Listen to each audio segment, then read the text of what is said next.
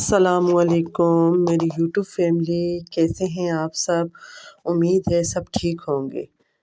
کبھی آپ نے سوچا ہے ہم خواتین پورے گھر کا خیال تو رکھتی ہیں، بچوں کی پڑھائی سے لے کر کچن تک سب ہماری نظر میں ہوتا ہے، لیکن سب میں ایک انسان پیچھے رہ جاتا ہے، وہ ہیں ہم خود۔ آج کی ویڈیو بہت خاص ہے کیونکہ آج میں آپ کو دکھاؤں گی کہ میں کیسے گھریلو کاموں، بچوں کی مصروفیات اور اپنے یوٹیوب چینل کے درمیان اپنی صحت کا خیال رکھتی ہوں۔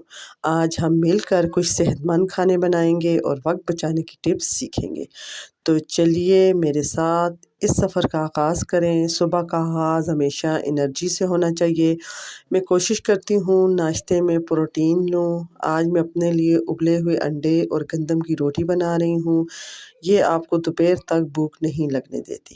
آپ کے لیے ایک ٹپ ہے، کام کے دوران پانی کی بوتل ساتھ رکھیں۔ میں نے یہ بوتل اپنے پاس رکھی ہے، ٹارگٹ ہے کہ کام ختم ہونے تک اسے دو بار بھرنا ہے۔ گھر کے کام تھکا دیتے ہیں، لیکن آپ ہر گھنٹے بعد 5 منٹ کا بریک لے کر تھوڑی اسٹریچنگ کر لیں تو کمر کا درد نہیں ہوتا۔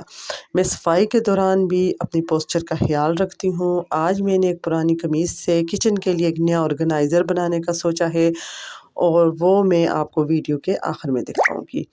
بچوں کو چائنیز بہت پسند ہے، لیکن میں اس میں سبزیاں زیادہ ڈالتی ہوں نا، تاکہ غذائیت برقرار رہے۔ یاد رکھیں، باہر کے جنک فوڈ سے بچنا ہی صحت کا راز ہے۔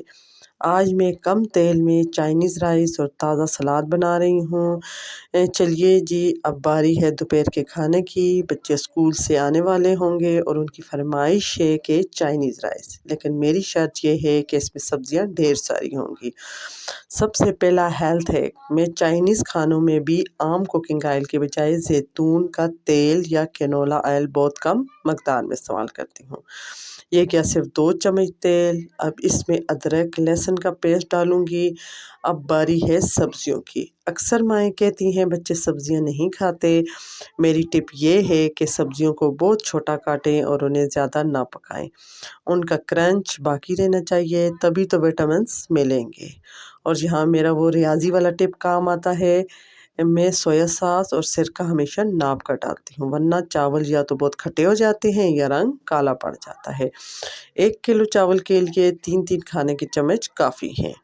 یہ دیکھیں، لگ رہے ہیں نا بالکل ریسٹورنٹ جیسے، لیکن یہ گھر کے بنے صاف ستھرے اور صحت بخش ہیں۔ اس کے ساتھ میں بناؤں گی تازہ سلاد تاکہ فائبر کی کمی پوری ہو سکے۔ جیسا کہ میں نے صبح وعدہ کیا تھا، اب وقت ہے تھوڑی کریٹیوٹی کا۔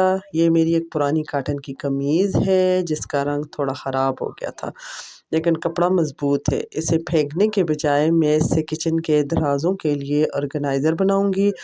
ہمیں چاہیے خالی جوتوں کا ڈبہ، یہ شو باکس جسے کہتے ہیں۔ میں اس ڈبے کے گرد یہ کپڑا لپیٹ کر گلو گن سے چپکا دوں گی۔ یہ بہت آسان ہے، اس میں مشکل سے 10 منٹ لگتے ہیں۔ ہمارا 0 کاسٹ آرگنائزر تیار ہے۔ اب میں اس میں کچن کے چھوٹے چمچ، چھری، کانٹے یا مسالوں کے پیکٹ رکھ سکتی ہوں۔ اس سے درازیں بکھری ہوئی نہیں لگتی۔ گھر کی مینجمنٹ کا مطلب صرف صفائی نہیں بلکہ چیزوں کو سلیقے سے کم بجٹ میں رکھنا بھی ہے۔